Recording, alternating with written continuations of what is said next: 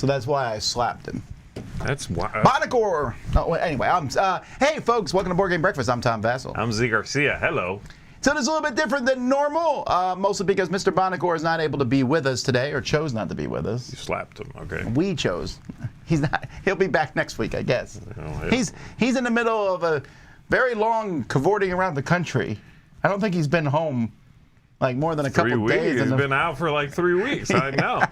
No, he went to the Gathering of Friends, and then he went to Vegas, and then he went to Dice Tower Retreat, then he went to Gen Con, and now he's somewhere else. That's true. It's ridiculous. This man must be retired. He's talking about remodeling his house, and I thought, why? You're never there. All right. But anyway, welcome to the show. So we're just here together. Today we're going to also be doing something different. There's no game show, but that's because it's been a while since we've done one of these, and there is a plethora of news, a myriad of news, a galaxy of news. You already did well with cavorting, myriad, and plethora. Word of the day. I would quit while I'm ahead. I need to look up. Let me quick look up the word of the day and see what today's word of. What is it? What the word of the day is today? What is it? It's anthesis. The flowering period of a plant from the opening of the flower bud. Anthesis? Anthesis. Sorry, anthesis. It even tells me how to pronounce it. The rose's anthesis happens in the early spring. Mr. Bonacor is our anthesis. That doesn't work. No. All right. Okay. So, what's going on? Gen Con just ended. We, here at the Dice Tower, we are 2 weeks away, or 1.5 weeks away from the Autumn Spectacular. Woo! Working on that. We'll have a schedule and information about that soon. I'm almost done with it. That's a lot of what I'm working on today. Later on today at noon, a couple hours from now, Chris and Mike are going to be playing something live. Come find out what. And you're going to want to see that, by the way. Yeah, new hotness. We got a lot of new hotness sitting here at the studio. That's right. We're filled with hotness. I should stop talking. So we're going to go to the antithesis of Tom is hotness. We're going to go to some contributors, and we'll be back with a lot of news. Here we go. What's going on, my friends? Sup? I'm Rolando, the board dad. And I'm underpaid. And today, we're going to be showing you War Chest from AEG. Now, this is not a new game, but it's a new game to us, and boy, do we like this game. Chief, you're supposed to say that at the end. Now they're not going to watch. Well, then we better show it off quick, right? Then go. War Chest is an abstract strategy game for 2 players or 4 players in teams of 2. Your goal is to place all your control markers on the board. You'll do this by placing and moving your units on the board. Now, your units are these cool coins that you'll be drawing from your bag, 3 per turn. There's 16 units in the base game, and each player chooses 4 for a game. During the game, you'll recruit units, deploy them, move them, bolster to defend, attack other units, and take control of locations, which is how you'll win the game. Each unit also has a tactic card that lets you pull off some special skill or attribute. Command your units wisely, and you may just be victorious. Well, that's it. We'll see you. No, wait. I should share my thoughts. You already did. He said he liked it. I do like it. This has quickly become one of my recent favorite games. The coins look and feel great. The strategy involved in the decisions is fun to figure out. And there's lots of replayability with the units and trying to figure out the best combinations. So you're saying you liked it? Yes. So we could have been done, I don't know, 2 minutes ago? Do you have somewhere to be? Yes. Destiny calls. All right, well, Redford waits for his call. Make sure to check out War Chest from AEG. There's also 2 expansions that add some more units and some new tactics to the game. Let me guess, you like them too? I do. Mind-blowing. Also, check us out on YouTube and Instagram at The Board Dad. And that's it for now. We'll see you in the next one. In this segment, we take a game based on an IP, and we see if the mechanism the IP can mesh and bring the IP to life. In this case, we're looking at Pixar's The Good Dinosaur, Roaring River Flow. In this game, the players will work together as different characters from the show. You will cooperatively race down the river to see if everyone can get to the end. If one player gets hit by the water, then all players will lose. It's a spin and move. Not much else to see here, but it does have the one component where it's a wild card, where if you utilize that, you can save somebody else. Most little kids are going to help themselves, so it's a good time to share the rewards that you have during the game. The IP is a little bit lost on me. You do get the characters from the show, which is nice. Here are the dinosaurs you're able. Do you remember these guys? Perhaps.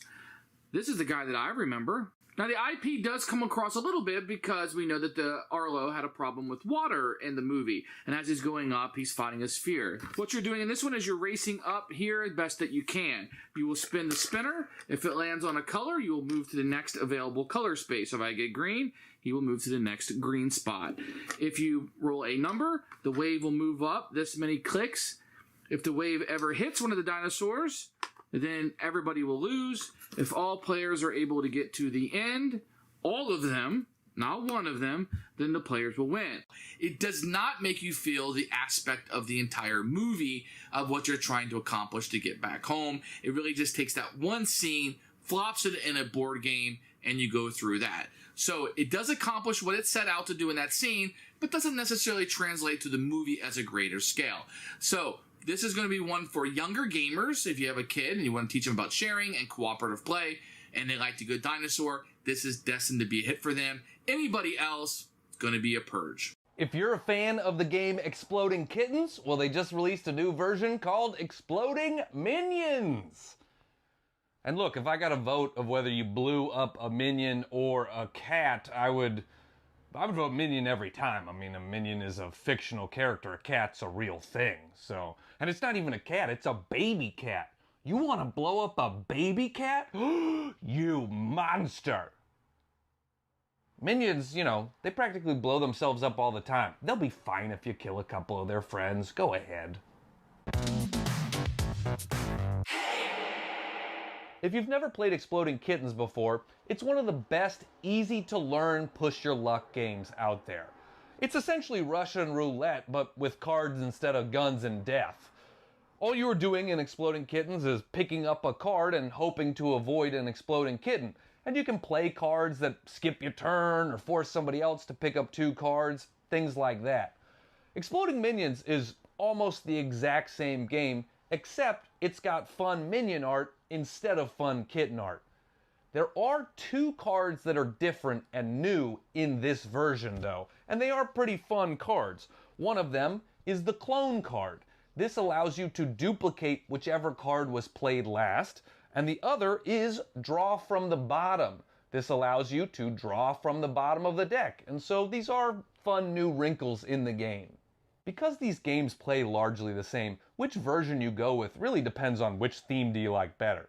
Do you like minions? Then pick Exploding Minions. Do you like kittens? Then pick Exploding Kittens.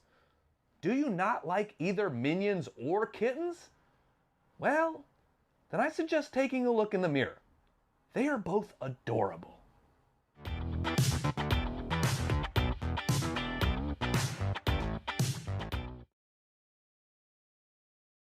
Hi everybody, Hello, we are Ryan and Bethany. from Ryan Bethany Board Game Reviews. Today we're talking about Herbaceous. Specifically, this is the Pocket Edition. It's so small, it literally can fit in your pocket. All right, this is kind of a Well, in a sexual. man's pocket. Yeah, ladies' pockets maybe not so much. Ladies need more cargo pockets. That revolutionized the 90s for me. Yeah. Cargo pockets. Revolutionized the 90s. Absolutely. Did it revolutionize the 90s for you? Let us know in the comments.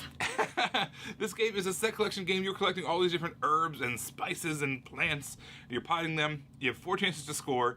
Basically, if cards are all the same, if cards are all different and unique, you get pairs of cards and just 3 of any cards you want. Basically, you're trying to get as many points as you can, but you only have those 4 scoring opportunities throughout the game. So it plays lightning fast, and it's got this beautiful Beth Sobel art as well. It has these cards that you can play with. Are they expansion or do they come with it? I can't remember. It's like a mini expansion. Yeah, so they have these cards that they come with, so you just stick them in. You play with 2, and there's 3 different ones, so there's a little bit of variety there, and it kind of makes it a little bit exciting because you can break the rules with them, but it also doesn't eat up anybody's turn, so you still keep the game super light, super simple, and you just have this little boop Basically. And everybody gets a chance to do that, so it's action when it comes up So too. it's not like whoever draws it, they get it. It's just you don't know when it's going to happen, so you don't know how many cards are going to be out there when it happens. So everybody gets to participate, and then the player gets to finish or start their turn. So I really like those little extra cards. This is super portable. It fits literally in your pocket, and it doesn't take up much space on the table either. So this is a great game for before dinner, that kind of thing.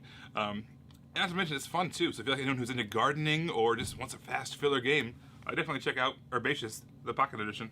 Well, everybody, you can find us on Facebook or YouTube. We are Ryan and Bethany Board Game Reviews. This is Ryan. Bethany, hoping you have a happy, healthy breakfast. Bye, everybody. Bye, guys.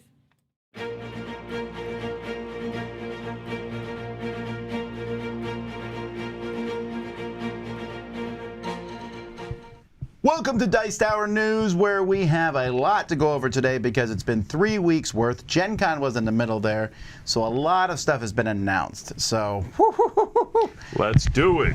So first of all, we have Between Two Councils of Mad King. Wait, who wrote that story? Who wrote that tagline? Sorry, it's a Game of Thrones. I like it. Between Two Councils of Mad King Targaryen is a funny bit. Right. Anyway, this is a 3 to 6 player game that Fantasy Flight Games announced. By the way, they did not announce this in their in-flight report, which is odd. Yeah. This is something they could have announced there. What, they did? They didn't announce it, but they talked about it. Oh, they talked about it there, but it was already announced, I guess. Anyway, it's called Betwixt. A Game of Thrones, Betwixt. Do they use this? Do they use that word a lot in Game of Thrones? I doubt it. I don't think so. Not that I remember. Anyway, you're bidding on influence and allies cards. It's coming out in retail later this year. It actually doesn't look as bad as the title made me think it would be. I like the art in the front. I do too. I like that it is art and it looks neat. I'm a big fan of art, that looks like the movie, not the TV actors. And that board looks good. This game looks good. It does look good. I agree. Well, we'll just have to wait and see. I don't know what kind of, again, I think it's a bluffing or social deduction kind of game, so I'm not sure how that's going to play out. And I also cannot tell if this is based on something. I don't think so, but... When people look back to this time frame in 10 years and they ask me about it, and they'll say, what did you notice about 2021 and all that? I'll say, well, there was a lot of brand confusion. And that's where we're at with our next one, Seven Wonders Architects, which is not an expansion for Seven Wonders. It is a brand new game, a streamlined reimplementation of Seven Wonders, sort of. It's family friendly, like the original one wasn't that. I think it's just lighter. Yeah, but... I don't know. It's going to be confusing. This is going to be confusing. I agree because all the expansions for Seven Wonders, and there have been many, follow the same naming structure. Seven Wonders Cities is not a standalone game. Seven Wonders Leaders, Armada is Seven Wonders Armada, and then Seven Wonders Architects. Oh, that's a different game. What? Yeah, it's a little weird. I almost wonder if they should have just called it Seven Wonders Family. Then I would have known that's what it was. Like Seven Wonders Family Edition? Yeah, or something. That's a terrible name too, but I would have called it Architects, a Seven Wonders game. Now, don't get me wrong. Architects is not a great title. I'm interested in this. If there's a lighter version of Seven Wonders, I'm cool. I don't know. It seems like a lot of companies, and this seems to be another trend, they have a hit, and they're like, let's milk it in every direction we can. We'll make a lighter version, a heavier version, a new version, I would have expected for there to be a Seven Wonders dice game before this. I will say that. There is no Seven Wonders the dice game. That's true. I wonder why. But they went with another roll some card dice and then drafting. draft them. Ooh. Interesting. Right? Yeah. Call me. So just so you can pay me. I'm not designing or anything. Just, pay me, basically. That's what I mean. A lot of big news today, but we also are talking about Z-Man is partnering with geocaching for a promotional campaign for the new board game release, World of Warcraft Wrath of the Lich King, which we just played live on the channel yesterday and we'll be doing later. That's neat. And I shouldn't even really make fun of geocaching because I get this. I've never actually done it. I keep meaning to do it at some point. Except you actually have to go outside, and I don't really like doing that. geocaching's a neat idea. I've never done it either. I've known people who are into it, and so I'm aware of kind of how it goes and what people like about it. I would try it. I think I would do it. I think it's a fun I do idea. think it's not going to work that well. And I'll tell you why. Because they created 4,200 trackable things. And this is one of those things that BGG did in the past where you go online and see where it went, next place, and then you go hide these in these caches and people go find them. Fine. I get when I'm like, this is valuable. Or at least collectible. It's staying in my collection. 2,000 of the original 4,200 aren't going to move. The next, you know what I mean? It's gonna, they're gonna thin out really fast. That's an interesting thing, yeah. But it's trackable, right? Yeah, but I think they're only trackable if you input where you're at. Oh, okay. Right, I go pick it up. I'm not gonna scan it. Otherwise, it'd be like, well, Mr. Z Garcia, please go bury it somewhere, jerk. Stop hoarding it. You might be right. People might keep these just for the sake of keeping them. But if you're into geocaching and you get that it's about that fun and passing it along, hopefully folks will treat this correctly. We should do it. I'm kidding that I don't not go outside. Mostly. Are we going to do one of these? We should do it. Road trip. Road trip. we drive to it's 100 feet that way. Can the car get there? No? We're done. Let's go. We failed. All right, so game trays are in a lot of games these days, but now they're starting their own company. So Game Trays is expanding from the storage solution to creating board games called Game Trays Lab. The first game here is Forsaken. This is coming to Kickstarter in 2022 and will fulfill in 2023. I say that because who knows when things are going to fulfill at this point in time. There's a planet. It's been stripped of all its resources, its lawlessness. I've been told this is a sandbox-style game by the designer Travis Chance and Michael Mihielsick, who I think so. We just played one of his games. We did. That White Elephant game is a small little car game. Mihielsick's design. Has some pretty cool art. I actually like the art in the box. I think it looks great. It really reminds me of that one Vengeance game. It has a very similar cover. That's what I knew. I knew it looked familiar. I wonder if it will have game trays in it. That'd be really ironic if it didn't. That'd be hilarious. Yeah. Everything just comes in baggies. It's weird that, it's neat that these companies are choosing to do it, but this is now the second one that has a funny title after BoardGameTables.com is a board game producer, and they make tables, of course. Game Trays Lab now makes games too. I am surprised that they didn't just come up with another name and own them. Owned by Game Trays. That's what I would have recommended. But not to mention, it's kind of weird because here I am. I might be a rival company making a similar game to you. Will you also make Game Trays for me? I don't know. We'll see. All right. If you're having trouble falling asleep at night and you would like to fall asleep, you can dig up the stream that Fantasy Flight did for their in-flight report, play it. No, I'm not even apologizing for that because Z was there back in the day when we sat through Christian Peterson's riveting reports. In-flight reports. They were exciting to go to because they would say, here's a new game, here's a new game, here's a new game, and this game is here tomorrow. They would like you would go to the booth at Friday and they would have like a big new sign that was covered and they would rip it off and be like, look what's here. Like, it was only 3 years ago we went, Twilight Imperium 4 was at the show. Out of nowhere, right? Right. So, anyhow, so at the in-flight report, they announced several things, like we're doing more expansions and expansions and expansions. That's literally all they announced. And almost everything they announced has already been talked about. The only new thing was they're doing an expansion for Outer Rim. Which I'm excited about, to be fair.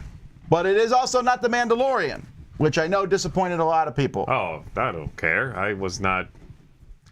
Don't even say you don't like The Mandalorian. I will flip this. I do like The Mandalorian, but I wasn't table. expecting it to be The Mandalorian. I'm good with just more content. That game needs more content, right? Like most FFG games that have an epic scale and a bunch of little decks of cards, each of those little decks of cards has 8 cards in it. Are you insane?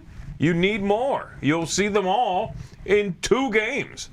So I'm glad that they're still putting something out. I'm glad that it's there. I just thought it was kind of, well, first of all, it's a pretty long delay from when the game was released. Oh, yes, big time. It's also called Outer Rim Unfinished Business, which is a real on-the-nose name.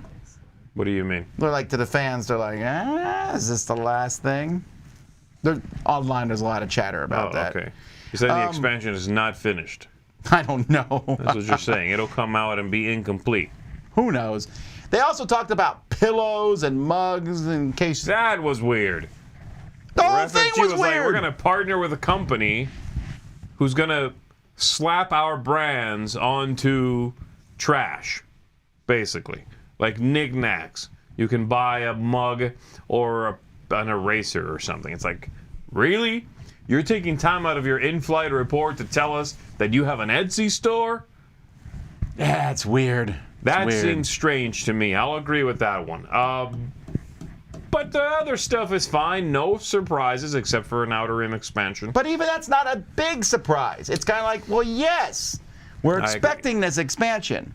Yeah. Meh, I say. All right.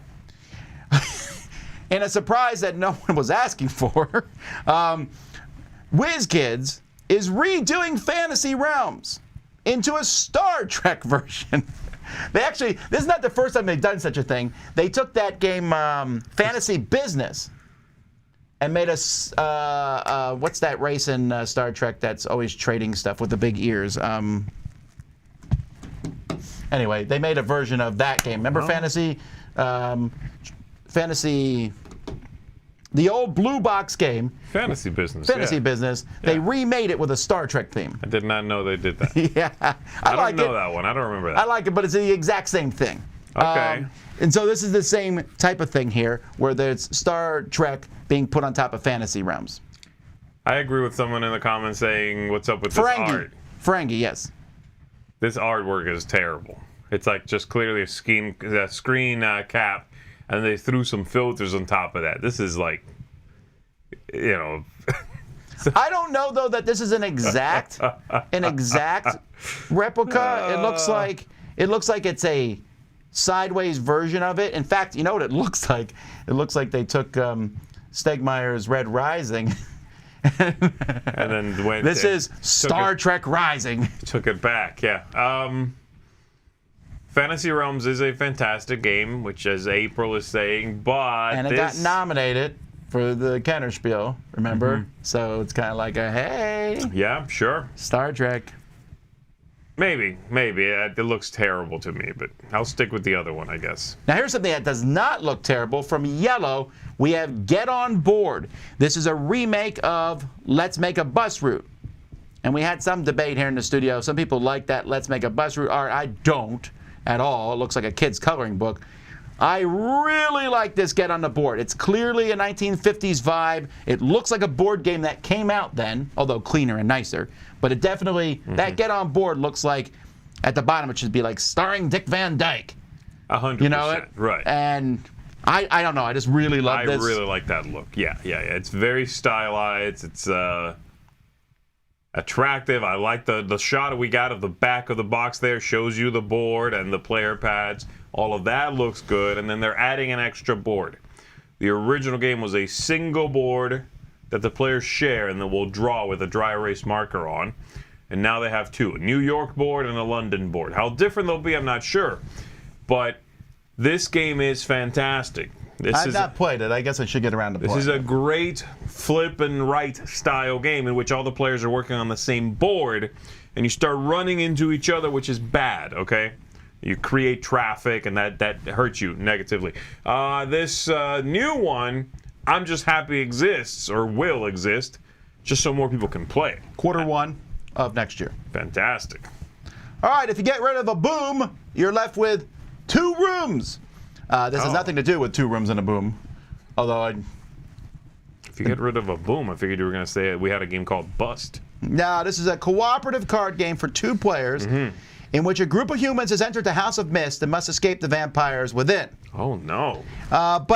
So basically, I was reading about this. One of the players So you have two halves of a game box. One is a red door and a green door. There's 15 cards. You draw a card and you put it there.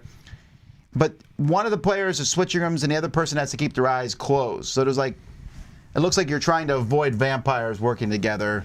But you are working together. It says cooperative game, so yeah. Sounds like a high concept micro game. I like that cover a lot. I do like the cover. It's I just freaky. think, again, there's going to be some confusion with 2 rooms and a boom. But 2 room, I mean, I guess it's not that confusing, but this is neat. Yeah, I don't know. It's from an Italian publisher called Fever Games. I don't think I know them. Oh, I just realized. Someone said, look behind you. I just realized there's claws in that door Oh, there. yeah, and an eye. Yeah. Ah! It's terrifying. You're going to die! It's a very Don't go through that door! All right. Yeah, it's a scary cover. I'm curious. It sounds strange. I'll check it out. The next cover here is strange. The Three Little Wolves. This is from Oni Games and Renegade Game Studios. It's republishing, right? It's a redone version of the game, which originally came from Poke Design from Taiwan. A 2 to 4 player game. You're playing cards in front of you, trying. At some point, the tallest house wins. It looks like it's a Three Little Pigs rip, like a sequel. It sort of takes the theme and turns it on its head, I think. The Three Little Wolves now are building sort of skyscrapers or at least tall structures. I hate the look. I really do. The artwork. I'm not really loving it either. I really don't like it. The game, if it's, again, sort of playing I like the way the houses look. I don't. I just don't like those wolves. I don't like the wolves. I don't like the pig. I don't like the houses. I don't like the artwork. And again, that's just me. It's very personal. I get it. Maybe you look at this and you're like, this is adorably charming and it looks silly, and that's what the point. Maybe, but I don't like it. I hope the game's good. And from the little indications of numbers, arrows, the -2 inside that hex, it might be a neat card game of, building up. Yeah, actually, it sounds fun. I wish, but it looked different. That's all. We'll see. All right, just recently, I think one of us reviewed Scout. Was it you? I have not reviewed Scout. All right, well, have none of us reviewed Scout? Huh. I think I talked about it in one of my 7 quick game review things. I thought one of us was reviewing Scout. Well, anyway. I'm reviewing Scout. He's going to review Scout. So Scout's a ladder climbing game in which you're trying to get rid of all the cards from your hand, but there's a few things in it. First of all, your hand has, every card has 2 numbers, and at the beginning of the game you can flip your hand or not, and you can never change the order of the cards in your hand. And there's a few other rules in it, which we'll save for the review. This is being reprinted by Oink. So it's going to be extremely overpriced and hard to find. No, maybe not. I actually like the look of those cards, though. They look better than... Yeah, we haven't reviewed Scout yet. I'm on it. Oh, well, Zee's going to review Scout. I do like the new look. I actually like the new look better than the original look. Sure. No, I do, too. And I think this is going to be a nice production of the game. I think, and I know the game already. So... While it might be hard to find, it'll be easier to find than the original. It will be easier to find, yeah. For a while, it's going to be, I'm going to claim that this is going to be a game a lot of people are talking about because there's already a lot of Oink fans out there who rave about all their games despite the fact that some of them are garbage. This one's not garbage. We already know the game is good. Right. And Scout already has its fans. I think this might be a small hit. This might be for a while, very hot little game. I agree. And I don't think Oink normally reprints other games that I'm aware of. It is interesting because it's a Japanese game being reprinted by a Japanese publisher. By a bigger publisher, yeah. Right. Yeah. Yeah, I like the cover. I like that they went with a little circus tent vibe. I'm interested. We're getting close to the 5-year anniversary when Rio Grande lied to us and said they were done with Dominion expansions. So, but money! And here comes another one called Dominion Allies. Yes, the font still looks terrible. Yes, it's very easy to read the designer's name is Donald X Vaccarino up there. Look at that. I actually don't hate the art on this one, but the art is great. The graphic design of that logo and his name's not even legible anymore. So I don't know. It sounds like they're continuing to complexify the game. That's a word taking. Complex. Anyway, it has 400 cards, 31 new card piles, but there's allies who will do favors for you in split piles that you can rotate. That sounds like a lot of work. Do you need to be careful now that the cards don't get turned upside down in your deck? I wonder. know. The problem is everyone likes Donald X. Vaccarino's blurbs or on the back of boxes. I personally don't. He always writes this funny, like, hilarious stuff, and I'm trying to read, like, I just want to know about the expansion. And you're making jokes here the whole time, and I'm having a hard time figuring it out. Like, the rivers run with... I'm not going to read it. You can go read it yourself. It's just... I don't know. We'll learn more about it as it comes out, and I'm going to get it and play it and review it because I'm a sucker. I do think it's weird that his blurbs, the designer's blurbs, are funny. They're very tongue-in-cheek and silly. They're like overtly comedy. And the game... That's true. There's no comedy in the game at all. Isn't really funny. Like, nothing's humorous. None of the characters are designed to be funny. It's a weird mismatch with the way the game is pitched and the way the game plays. That's true. That's been true since the very first one. How many expansions is this now? 14? That's pretty high. In good news, Belgian publisher Game Brewer is going to be reprinting The Palaces of Carrara. This came out... This was a hard game to find. It's really hard to find, yeah. This is a Kramer and Kiesling game that came and went.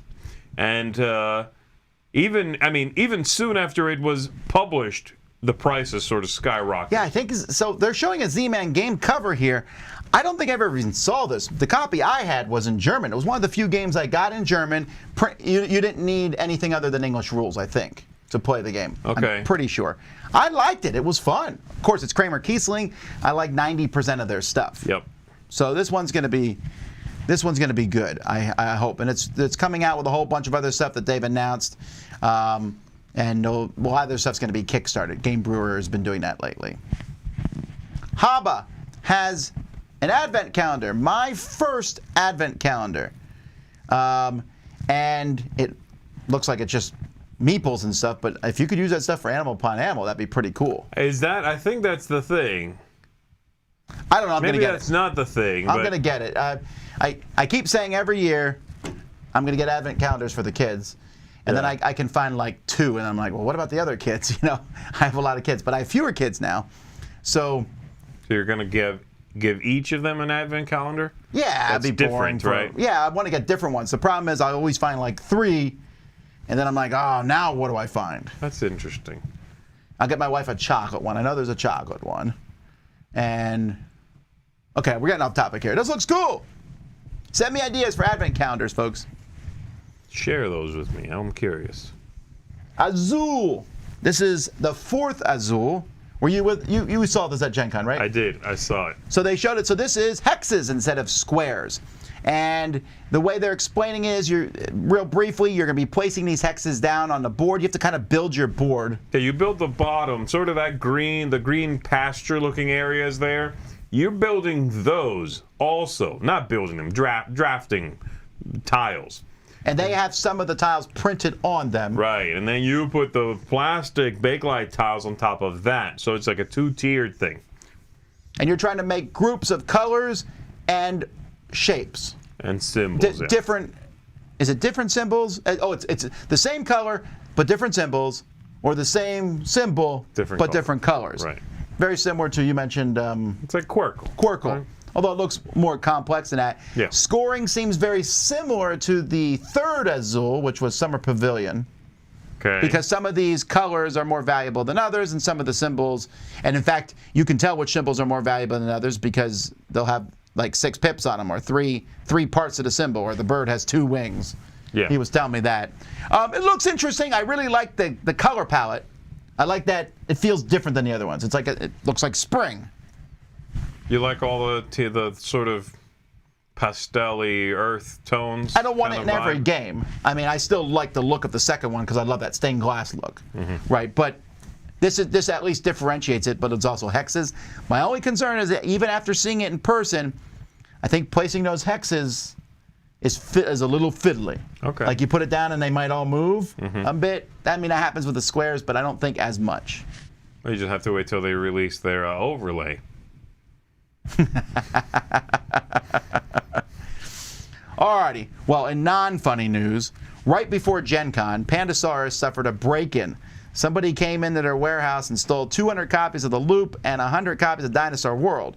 And this was right before, they were shipping stuff at Gen Con. Now, fortunately, they said this doesn't affect anyone who backed the Kickstarter. They had enough extra copies. And even more fortunately, and I'm always feel, this is not Schadenfreude, I don't know what it is, but like joy that criminals are caught. They found who the people were. They've identified the thieves. Because the thieves put it on an online seller, like on eBay, I think, and then they started selling it, which was impossible since the game was not out. Right. Seems kind of dumb, honestly. I don't think they knew that. Yeah. Suckers! So that's a good ending, but it's still paperwork, loss of money, even if you recover all the product, which you probably won't. Yeah, it's still a problem, but it could have been worse. Yeah. Yeah. That's insane when... I've never heard of board games being targeted for theft. Someone will steal a car. They'll hit a jewelry store. Not targeted. I mean, and we're taking Magic out of the equation because Magic definitely is. Sure. Magic is a lot of the return for a very small, item. Something that takes up very little room is incredible. But board games, how do you steal 300 copies of these games? That's a lot of room. I think they broke into the warehouse and just grabbed it and hope it was valuable. That's what I'm guessing. Put it on a train? That's like a pallet. Well, someone once hijacked a whole pallet of Red Dragon Inn. You don't remember? That was like 5 years ago or so. Oh, no. Wow. Okay. Well, we're glad that this all had a fairly happy ending. So in bad news, still, and weird news, Keyforge. So here you see the new Keyforge set someday. This is not coming out, this set, because apparently and this is from FFG, the algorithm is broken. The deck building algorithm, so if you don't know anything about Keyforge, every deck is unique. Right. Every deck in the world ever existed is going to be unique. And it builds a deck, and every deck has a unique picture on it, a unique name on it. Sometimes the cards themselves are unique. And but they said that the deck building algorithm is broken and needs to be rebuilt from the ground up. So from the ground up. This is really mind-blowing because I don't pretend to be like a computer expert. I know a lot about math and computers. I'm thinking, how? What happened? What are you talking about is my thing. The algorithm broke? Like what? Like the joints wore down? This is not a mechanical process. So there's lots of speculation on the internet. Who knows? I don't know. Some people think that someone sabotaged it or not. I don't know any of that information. There's no proof. And I have asked as high up in FFG and other places to find out.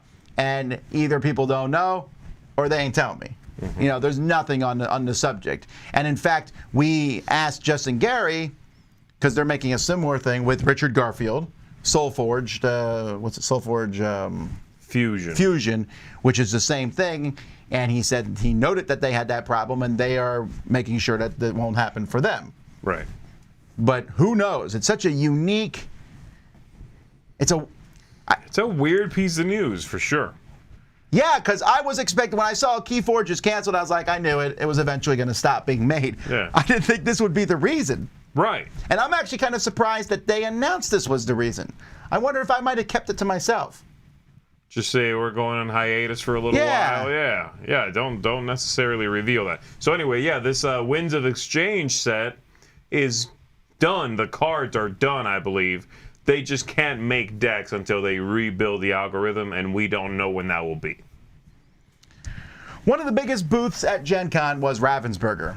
It might have been the biggest booth, actually, for a game company. It was big, and they have all these new games coming out. However, because of this whole supply chain fiasco that's been going on, and this is all board game companies and such, they announced that starting September 17th, which was 6 days ago, they're no longer accepting orders from retailers and distributors. They're done. They're basically going to get everything that people have ordered to them. Then they're going to stop accepting orders until, I guess, 2022. So when things will get back to normal. So that's really interesting. I kind of applaud them for this. Yeah, they're not. They want to make sure that they are not saying, okay, you want this many copies of this, we'll get them to you, and then they're considerably late on that promise. So absolutely, kudos to them. They're saying we cannot promise we'll get it to you, so please don't pre-order it. We will not accept the pre-order. Let's get caught up. We don't want to disappoint people. It's the way to handle this. I think it's a good job on their end. So. It does mean you can't get this stuff, unless it's already trickled out of them. But I think it's a good way to do it. And it also, ideally, relieves a little pressure on the pipeline. I hope backing so. off, I mean, it's just kind of like when you go to one of those restaurants and they have a certain amount of food each day. Mm-hmm. Like, some donut places do it, and I've seen some barbecue places do it. They're like, if you don't, and they'll. Even that fried chicken place did it in Columbus. Remember, they're like 50 pieces of chicken left, 40, and then when you were done, you were done. That's it. That's what we got. Right. All right, GAMA, the Game Manufacturers Association. We talked about this in the past. They added 6. They're now 6 different categories, and they had some elections for these, and so they added 5 board directors to the board. There was actually a tie for one of them, but Grace Collins, Monica Rasso, Eric Price, Stefan Prasad, Kylie Primus, and then there's a tie for the last position. So all those people are on the board, but there are now 6 categories, which are creatives, basically game designers, and artists, I guess. Media and events, that's people who run conventions and folks like us. Production manufacturers, that's the people who actually produce the games, like Panda or Longpack. Publishers, obvious. Retailers, obvious. And wholesale, which is the distributors and things like that. And then in more GAMA news, the Origins Awards, well, they announced that they're going to be delayed. But more importantly, in my opinion, they announced their Hall of Fame inductees for this year. So we got Uwe Rosenberg. Okay, no shocker there. Yep. One of the most famous board game designers. Maureen Hyrone, who you may not have heard of her, but she's one of the most sold designers in history. She's made a lot of best-selling designers in history. Yes. That is also what I was saying. Now she has made like little card games, but they have sold like hotcakes. Yes, absolutely. She's also an incredibly unique personality, and will gladly talk to you about these. Yeah, her name might not be very well known, but this is one of the. If you're considering just again monetary success being success, one of the most successful designers out there. Then Bruno Catala, I don't know, yes. some no-name designer. Bruno did it! You did it! They finally did it. The Pokemon trading card game. That makes sense. Heard of it. Carcassonne. Yep. And then they have a special Rising Star category, and that's Elizabeth Hargrave. So, again, that's a pretty good slate of things, and I assume they're giving these out at Origins, but it may not be happening because of, Origins is going to be a smaller thing this year, and COVID restrictions, who knows. Yeah. That's a good list. It is. All right, FunForge and Ubisoft have announced a partnership on Far Cry Beyond. Every major video game at this point seems to be being made into a board game.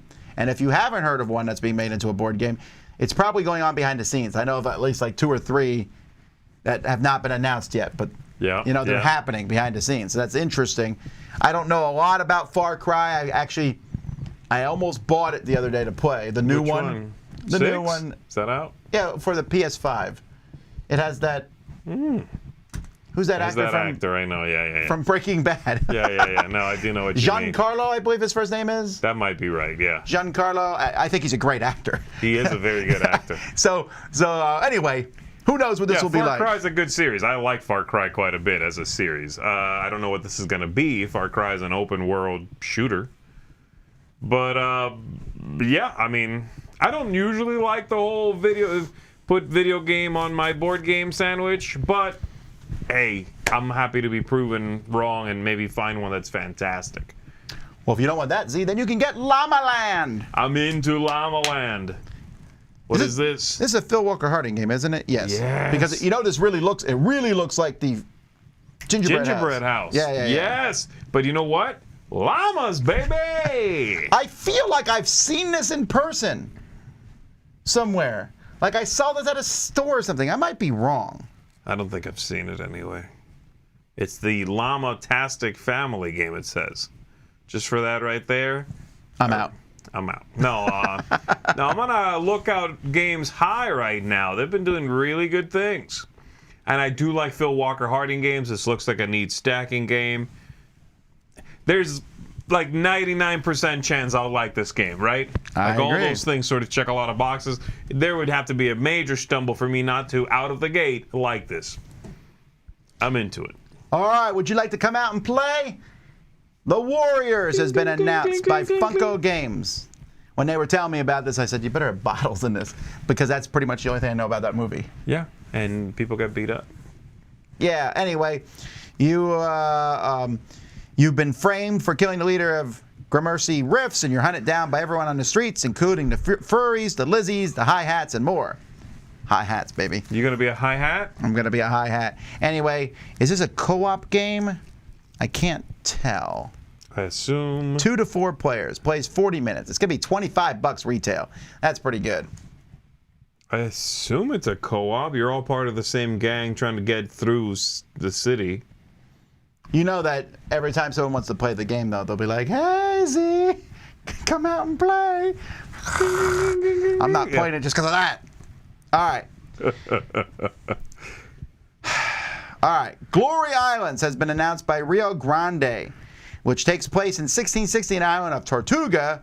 And you're trying to get the most glory. It looks, you know, the description sounds interesting. I'm clarifying that the description sounds interesting because I'm not sold on this cover. You're not? I like it. Do you? I do like it, yeah. I just don't think it would make me buy the game. Well, I don't know about that, but The art is fine. I like the art, and I do like the whole picture map-ish kind of thing. It doesn't really make sense when I'm not looking at a map. So why are you selling it to me? Am I buying a poster from a pirate port? You know? But I'd be lying if I said I don't like the style. I think it does look good on the wood grain behind and then the sort of paper on there. Now, this designer is a little hit or miss for me. They have a good trick-taking game I like. Trying to remember which one. But... Well, YZ is looking that up. Rio Grande also announced that they're restocking Beyond the Sun. There's a large one coming to distributors because that game is super popular. So that's cool. This must be a slightly bigger game. It's $45. So I'm assuming, let's see, it has 28 cards, 4 player boards, 45 tokens, 23 pirates, 8 barrels, 8 marker discs, 4 ships, and a draw bag in a pear tree. Yeah, this designer's sort of hit or miss for me. They did Pagoda.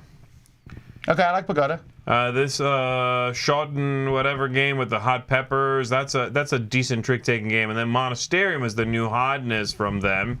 That's right. That was getting a decent amount of buzz from Eurogamers. I've not played that one yet. And then El Gaucho. Oh, yeah. Which is all right. That's all right.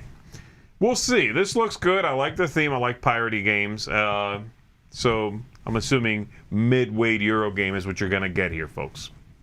All right. First Rat, which is the rat who's the president of all other ones? I don't know. This is coming from Pegasus Spiel. It's a new strategy board game, and you are building a rocket to launch yourself to the Cheese Moon to get honor and history and rathood. Okay. First Rat. I'm still just hung up on that name. Do you like the fact that the picture is part of the name? Yeah, it's cool. Okay. Is it supposed to be First Man? Maybe it's First IRAT? No, it's like First Man is the pun, right? But it's a rat, so First Rat. Yeah, that's one small step for a rat, one giant leap for rodents. It's terrible, but... That's a tagline that should be on the box! All right. Yeah. When's this coming out? Oh, December. That's pretty close. Huh. Is this a rolling right? No. Better not be a roll right because I'm out then. No, 30 to 75 minutes. There's no way. Okay. That'd be a long roll right. We'll see. I'm not psyched about this. I think the artwork's great. I don't care. Like, it's not grabbing me. The pirate one grabbed me. This one, I'll wait and see, you filthy rat.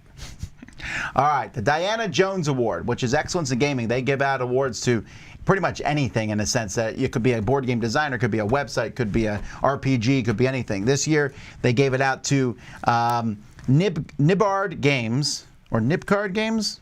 Not sure. Nibbard. It says Nibbard in the description, but that word looks like Nibcard. Nibcard. Yeah, Nibcard. Anyway, this is from Nigeria. We talked about them recently, but they're running a convention there and stuff, so that's exciting. It's good to see games going around the world. Absolutely, yeah. Kudos to them, Nibcard. Trying something new in a new part of the world that doesn't normally, the news of these things don't come out of there anyway. So yeah, this is nice to hear this. Congratulations to them.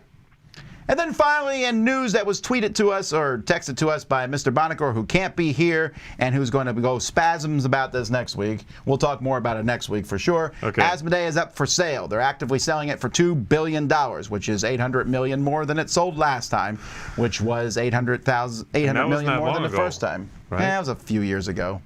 That's quite the increase. It is. $2 billion. I'll think about it. This is big news, and yet I don't know how much I care because who cares who owns Asmodee? It just means it's going to be more corporate, and FFG will get less exciting. And I don't know. Probably. We'll see what happens. I'm assuming initially, when it's sold, nothing happens at first, happens, right? yeah. You don't even know about it other than it made the news, and then eventually they decide this isn't profitable, cut this. This is profitable, expand this. Is it Hasbro buying them? When is that happening? I made that prediction a solid 4 or 5 years ago. That would be really fascinating. At But some point, Hasbro is not in one of the groups that was talked about that might buy them. Well, I then think. they're messing up. I'm saying Hasbro eventually will buy Asmodee, and you will get And then Asmodee will Monopoly buy Carcassonne. the Dice Tower. Oh, you want to make that prediction? No. Oh, okay. That would be if I made that prediction, people would be like, I heard Tom say. Oh, no, that is not happening. No, I've not even got a phone call. Nor is the Hasbro thing happening. I just think it could happen, and it would not be that surprising anymore. All right. Someone said, can we get a crowdfunding campaign to buy it? Yes, we can. Yeah, right. We're raising money to buy Asmodee back for the people. $2 billion, yeah. Biggest Kickstarter project ever. All right. Well, that's it for the news. Huzzah! Let's keep going.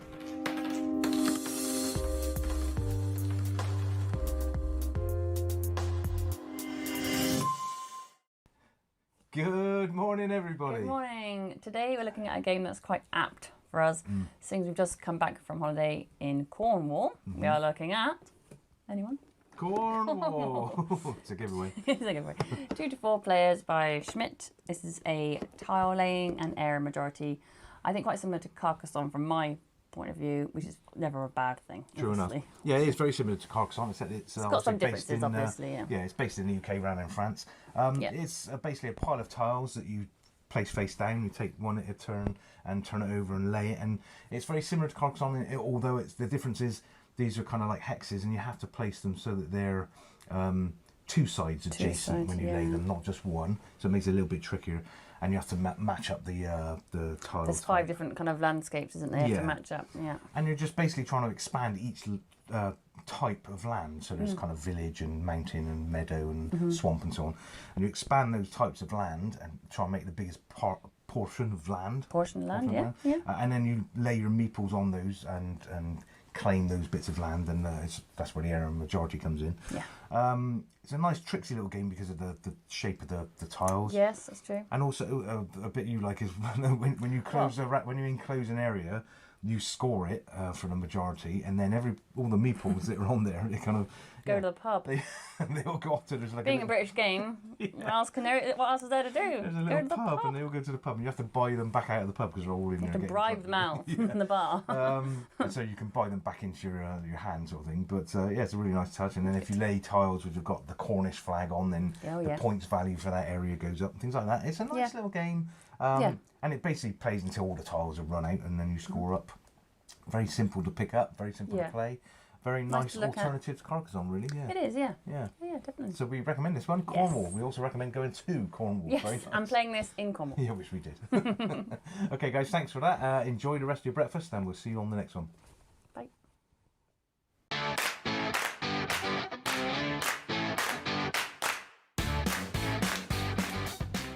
Hi, I'm Jordan. This is Shobu. This is a great game to play on a weeknight.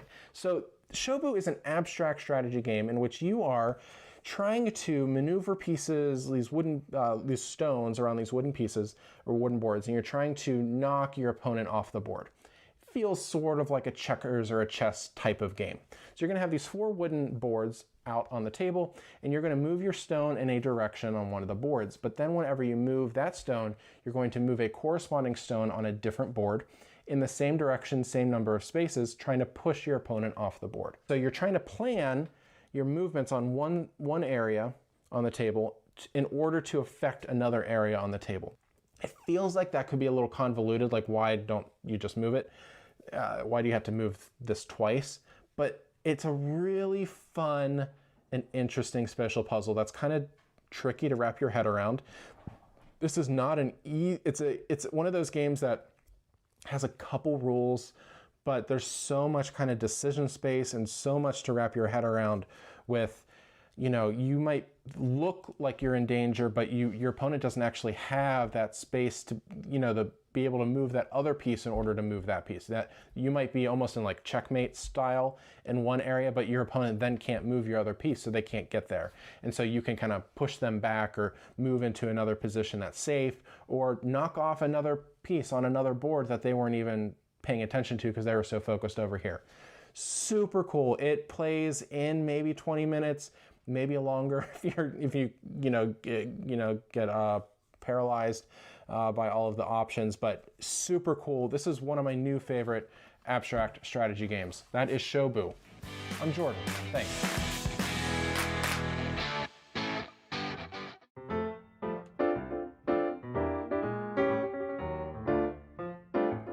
Hi, it's Tarrant. And Stella from Meeple University and the Dice Stella. Question for you, Tarrant, and everyone else. Is there a game that makes you like a certain mechanic? For me, there is. Glad I didn't have to answer that. Well, you can think about it while I answer my own question. The crew. I did not grow up playing a lot of trick-taking games. I do not know how to do well in trick-taking games because it's one of those mechanics that you can probably develop over the time as you play more and more trick-takings. If you have played, you would know what I'm talking about, hopefully.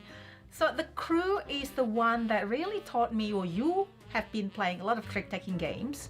So you taught me a lot of things about trick-taking, the unspoken communication in trick-taking. And the crew makes me like it, and still learning, but still better than when I was before. So for me, it's the crew for mechanic of trick-taking game. Yeah, and there's no doubt that this game took... it was the first and still probably only modern trick-taking game that is in the style of those old-fashioned partnership contract types of games. So yeah, I can see why it's certainly done that, and glad it has. Well, how about you? So do you have it? Anything pop in mind? I don't think you have any particular one, but yeah, nothing popped in mind, sorry. You gave me a minute and a half's notice. So anyways, have you got anything? Well, you probably at home have got a minute notice before moving on to the next contributors, but the crew is, I don't think there's anything else that does that to me but the crew. And that's it. We are Meeple University on YouTube and the Dice Tower. See you next time.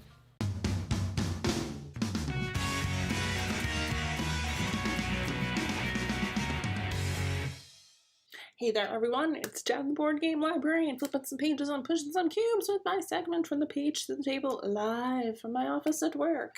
Ooh, in the library. Today we're going to take a look at The Book of Speculation by Erica Swiler. Not a new book that came out in 2017. In this book, Simon, a reference librarian from Long Island, has received an old logbook from a traveling circus from the 1790s, and he comes to find out that his family's history is in there. All of the women in his family mysteriously die from drowning. And they're all circus performers, and there's this weirdness that's gone on all the way back to the 1790s. So we have a mystery of sorts of things that need to be solved, and what's going to happen to Simon? What's going to happen to his sister? That's something that we find out in this book. So I I specifically read this book so I could pair it with Mysterium Park. Ooh. 2 to 6 players on Mysterium Park, a very specific 28 minutes, and 10 and up. So Mysterium Park, I really like. I love Mysterium, but I think Mysterium Park gives you a similar flavor in a shorter period of time, and I think it actually works okay at 2 players. A Mysterium to me can be not as great at 2 players, but I like this. I think the short time frame helps.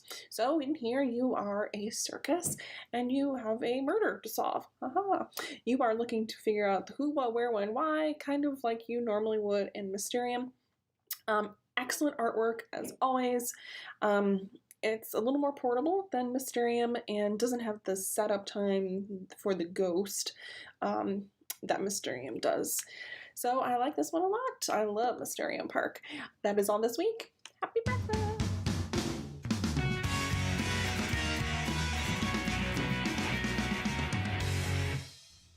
All right, everybody, that's it for another Board Game Breakfast. We'll be back live in 1 hour, 59 minutes with Chris and Mike playing a game. Come check that out. And then tomorrow, Shoots and Marbles at 10 a.m. All right. By the way, it's 1 hour, not 1 hour and 59 minutes. You're right. 1 hour. That's correct. Sorry. I was just... You were specifying because the time I was changed. being more exact there. You were being moronic, yes. That is what I thought too. What? Yeah. Thanks so much for watching, everybody. Until next time, I'm Tom Vassell. I'm Zee Garcia. We don't miss Mr. Bonacore. See you next time. Get out of here.